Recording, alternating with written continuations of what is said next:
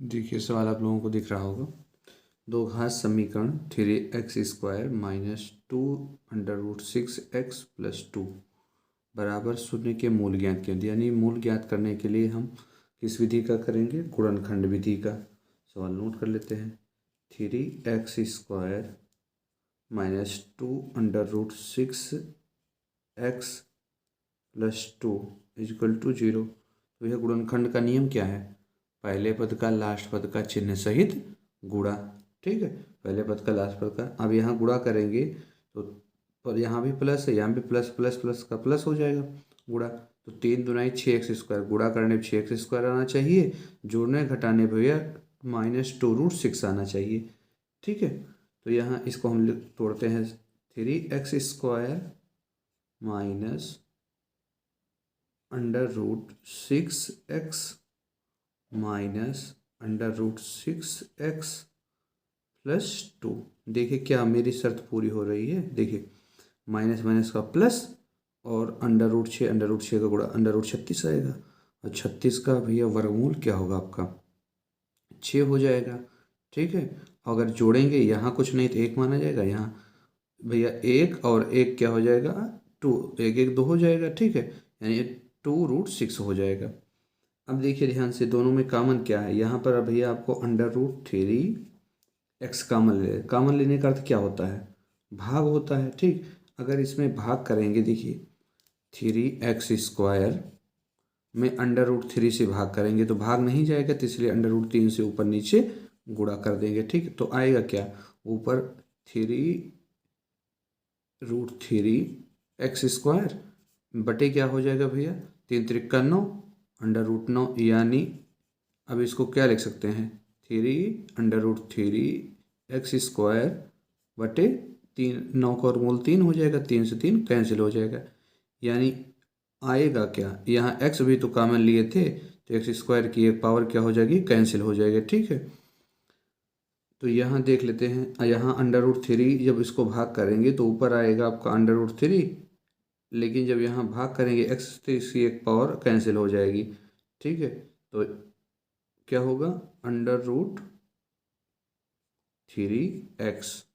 इसमें भैया भाग करेंगे तो √3 √6 में भाग करेंगे तो क्या आएगा? √2। इसी प्रकार यहाँ हम क्या कॉमन ले सकते हैं? √2 कॉमन ले लेंगे। ठीक है, क्योंकि यहाँ हमें √3x लाना है इस भी रेकर्ड में। तो 3 दूनी 6, यानी √3x। अब यहाँ पर भाग करेंगे यानी परमीकरण होगा। ठीक है, तो इसको क्या आएगा? -√2 हो जाएगा। ठीक है, बराबर 0। अब देखिए दोनों ब्रैकेट में हमारा समान पद है, इसको क्या करेंगे? एक बार लिख लेंगे। तो क्या लिख सकते हैं? √3x minus √2। ये √3x माइनस √2 इक्वल टू 0। इसके मूल ज्ञात करने तुलना कर लेंगे। √3x minus √2 equal to 0। तो √3x इधर रोकते हैं और इधर माइनस उधर जाएगा, फिर प्लस √2 हो जाएगा। ठीक, हमें x का मान चाहिए। ठीक है, तो x इक्वल टू क्या लिख सकते हैं? √2 बटे √3।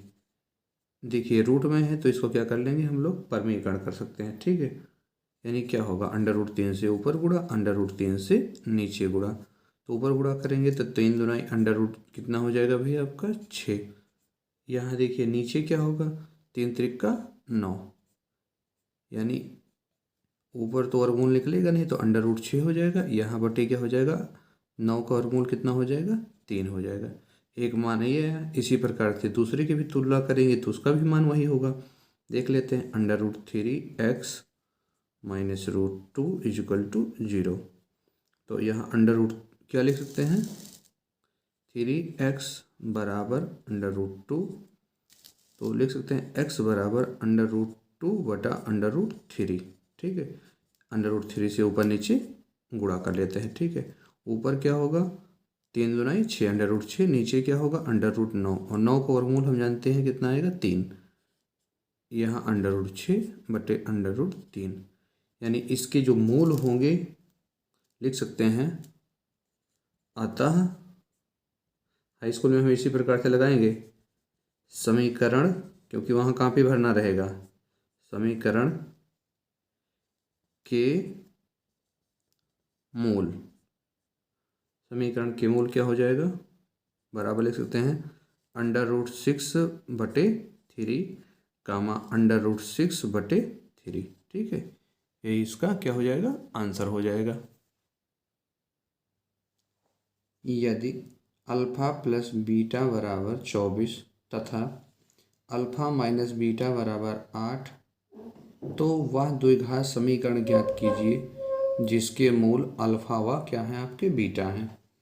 तो देखिए हमें क्या दिया गया है, अल्फा प्लस भैया बीटा का मान दिया गया है आपको 24 दिया गया है, ठीक। और क्या दिया गया है, अल्फा माइनस बीटा बराबर 8 दिया गया है, ठीक है। इसको हम समीकरण नंबर 1 मान लेते हैं, इसको समीकरण नंबर क्या मान लेते हैं, 2। ठीक, समीकरण 1 व 2 को जोड़ने अथवा घटाने पर, क्या करने पर, जोड़ने अथवा घटाने पर। ठीक है, तो लिख लेते हैं अल्फा प्लस बीटा बराबर 24, और यहाँ देखिए अभी अल्फा माइनस बीटा बराबर क्या लिख सकते हैं, 8। तो विलोपन विधि से हल कर रहे हैं, ठीक है। इसमें चिन्ह क्या करते हैं, बदल लेते हैं, ये माइनस हो जाएगा, ये प्लस हो जाएगा, ये माइनस हो जाएगा। देखिए भैया अल्फा अल्फा कैंसिल हो जाएगा, यानी क्या आया, 2 बीटा बराबर ये घटेगा, कितना आएगा भैया, 16 हो जाएगा। ठीक है, तो बीटा बराबर क्या लिख सकते हैं, 16/2, काटेंगे कितना आ जाएगा, 8। इसी प्रकार क्या करेंगे, हम अल्फा का मान निकाल लेंगे, लिख लेंगे यहाँ पर बीटा का मान समीकरण 1 में रखने पर अल्फा प्लस बीटा बराबर क्या दिया गया, 24। ठीक है, तो बीटा का मान कितना है, 8, तो अल्फा प्लस 8 बराबर 24। तो अल्फा बराबर 24 माइनस कितना हो जाएगा, 8, तो क्या निकलेगा, अल्फा बराबर हमारा निकल गया 16। ठीक, अब हमें क्या ज्ञात करना था, यानी हमें मूलों के योग में अल्फा और बीटा का मान चाहिए। तो क्या कर लेंगे हम, अल्फा इंटू बीटा का मान निकाल लेते हैं। ठीक है, तो क्या है भैया, अल्फा का मान 16 है और बीटा का मान क्या है आपका, 8 है। ठीक, तो 16×8 = 128। तो हम समीकरण का सूत्र लिख लेते हैं, हमें क्या ज्ञात करना है, द्विघात समीकरण। द्विघात समीकरण का सूत्र क्या होगा, x² minus alpha plus beta bracket बंद into x plus alpha beta बराबर 0। या इसी चीज़ को और क्या लिख सकते हैं, x² माइनस मूलों का योगफल इंटू x प्लस मूलों का गुणनफल। ठीक है, इस प्रकार से सवाल हल कर सकते हैं। देखिए x² हो गया, अब देखिए मूलों का योगफल कितना निकालें हम लोग, उसका मान रख लेते हैं। तो मूलों का योगफल क्या है आपका, 24, क्योंकि हमारे सवाल में दिया गया था, यहाँ क्या रख देंगे, 24 ब्रैकेट बंद इंटू x प्लस मूलों का गुणनफल अभी हम लोग निकालें, कितना है, 128 बराबर 0। ठीक, तो x² यहाँ गुणा कर लेंगे तो कितना हो जाएगा भैया, 24x प्लस 128 बराबर 0। यही हमारा द्विघात समीकरण होगा। ठीक है, समीकरण x² माइनस 7x प्लस 12 बराबर 0 के मूलों के व्युत्क्रमों का योगफल ज्ञात कीजिए। ठीक है, तो मूलों के व्युत्क्रमों का योगफल ज्ञात करने के लिए भैया देखिए पहले तो मूल ज्ञात होना चाहिए। तो मूल ज्ञात होने के लिए हम क्या करते हैं, द्विघात समीकरण के, ठीक है, मानक समीकरण से तुलना कर लेते हैं। ax² plus B X plus C बराबर 0 से तुलना करने पर। ठीक है, तो ए बराबर क्या है भैया, कुछ हमारा यहाँ एक्स स्क्वायर का गुणांक कुछ नहीं दिख रहा है तो 1 होगा। बी बराबर क्या होगा, -7 होगा। और सी बराबर क्या होगा आपका, 12 होगा। तो सबसे पहले मूलों का योगफल निकाल लेते हैं। अल्फा प्लस बीटा का मान क्या हो जाएगा, -b/a।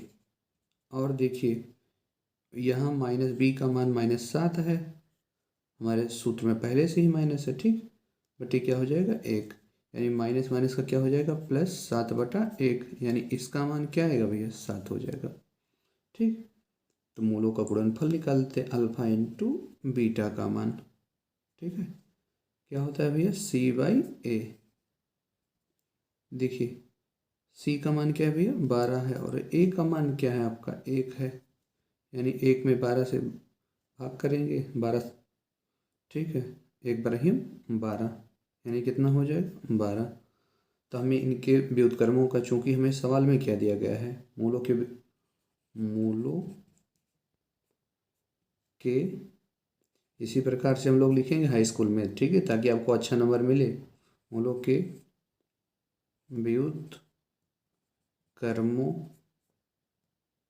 व्युत्क्रमों का योग। ठीक है, मूलों के हम क्या निकालेंगे, व्युत्क्रमों का योग। तो लिख सकते हैं क्या, 1/अल्फा प्लस 1/बीटा। ठीक है, इसको अगर हम भैया हल करेंगे तो इसका क्या लासा क्या हो जाएगा, अल्फा इंटू बीटा। पहले पद से अगर भाग करेंगे तो अल्फा सल्फा, देखिए हर से लासा में भाग करते हैं, ये जो होता है लासा आता है। तो अल्फा से अल्फा क्या होगा आपका, कैंसिल हो जाएगा, तो क्या बचेगा आपका बीटा प्लस अल्फा। ठीक है, इसको हम इस रूप में भी अल्फा प्लस बीटा लिख सकते हैं बटे अल्फा इंटू बीटा। अब यहाँ ध्यान दीजिए, हमें अल्फा प्लस बीटा का मान पता हो गया है, क्या है भैया 7 है, रख दें बटे क्या होगा आपका अल्फा इंटू बीटा का मान क्या है आपका 12। तो यानी हमारा जो मूलों का व्युत्क्रमों का योगफल क्या होगा आपका 7/12, यही हमारा क्या हो जाएगा आंसर हो जाएगा। ठीक, समीकरण 2x² - 14x + 7 = 0 के मूल अल्फा और बीटा हैं। 1/अल्फा प्लस 1/बीटा का मान ज्ञात कीजिए। ठीक है, चूंकि हमें क्या दिया गया है, अल्फा कामा बीटा दी गई समीकरण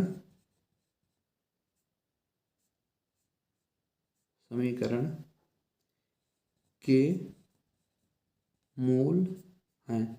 इसी प्रकार हम लोग लिखेंगे हाई स्कूल में। ठीक, तो यहाँ पर क्या लिखेंगे, अल्फा प्लस बीटा बराबर -b/a।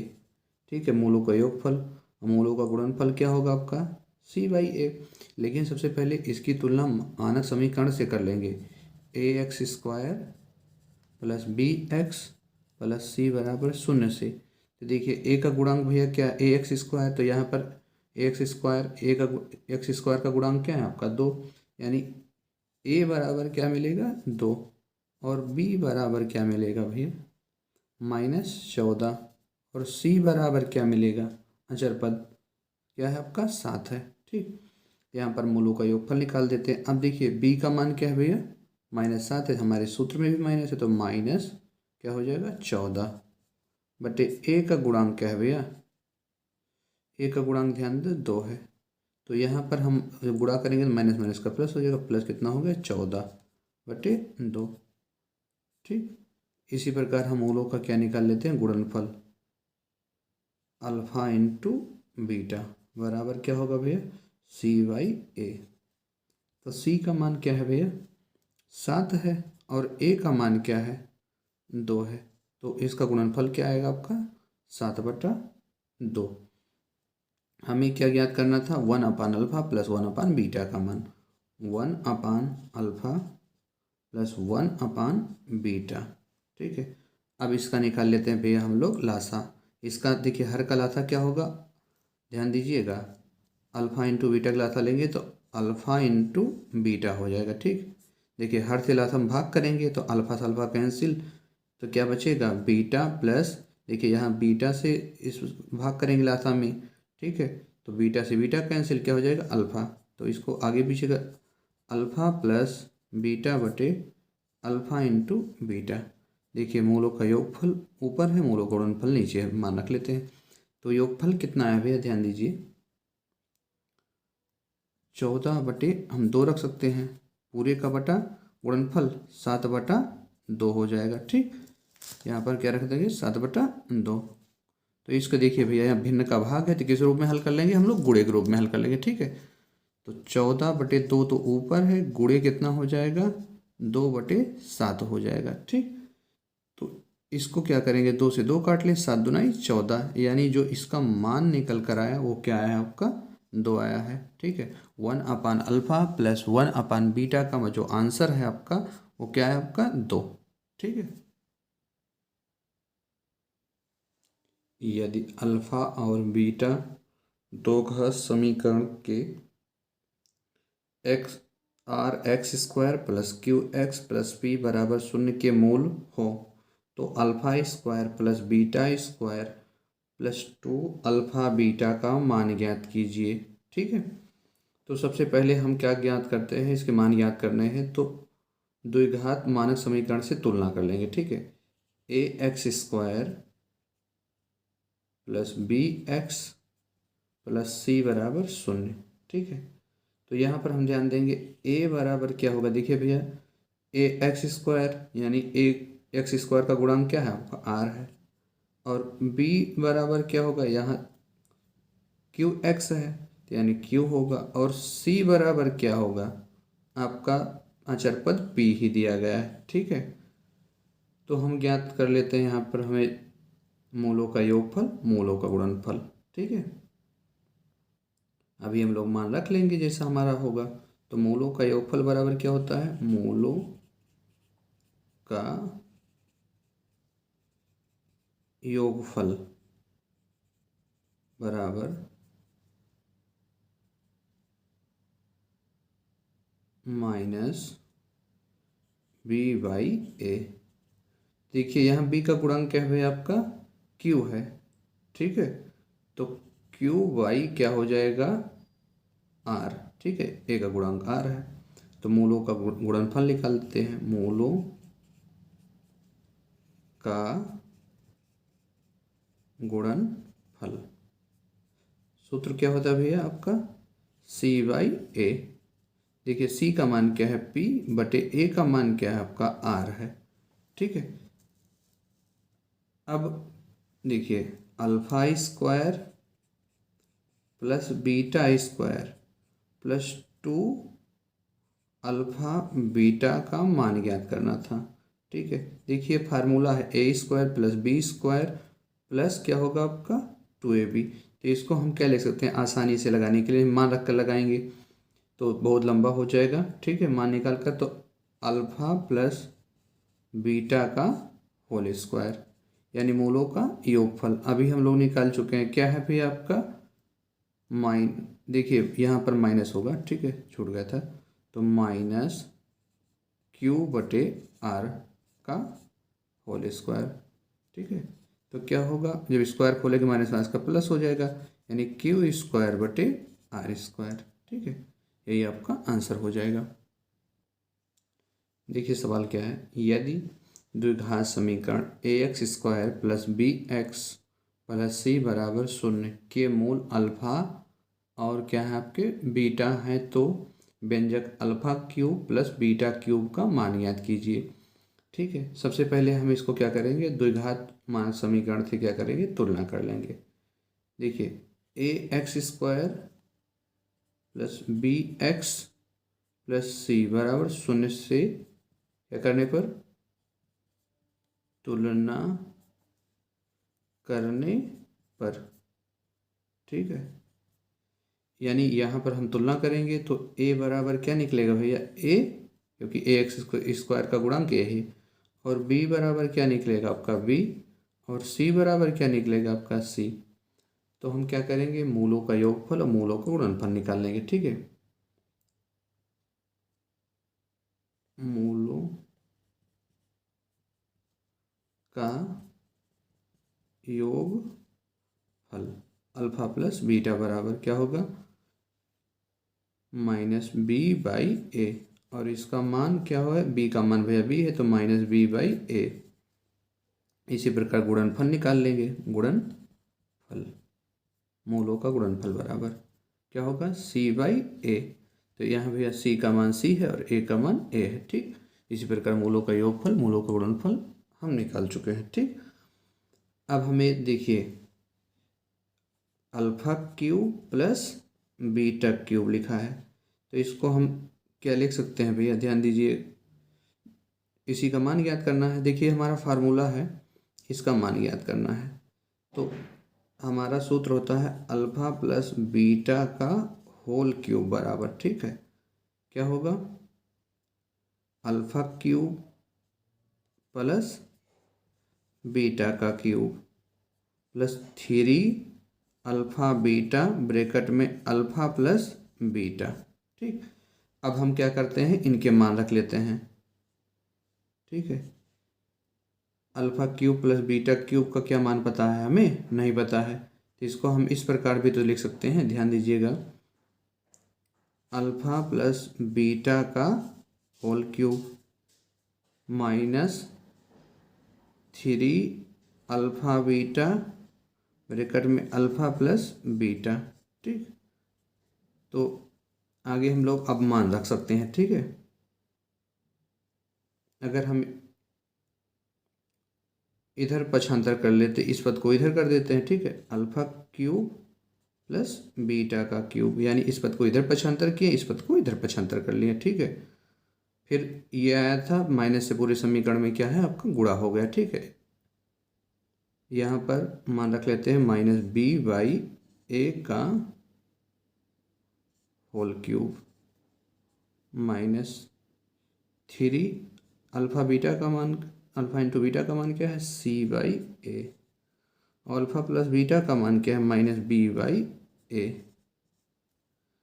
अब ध्यान दीजिए यहाँ पर सवाल में माइनस बी का क्यूब बटे अल्फा का क्यूब, और यहाँ क्या होगा, माइनस 3c बाई ए।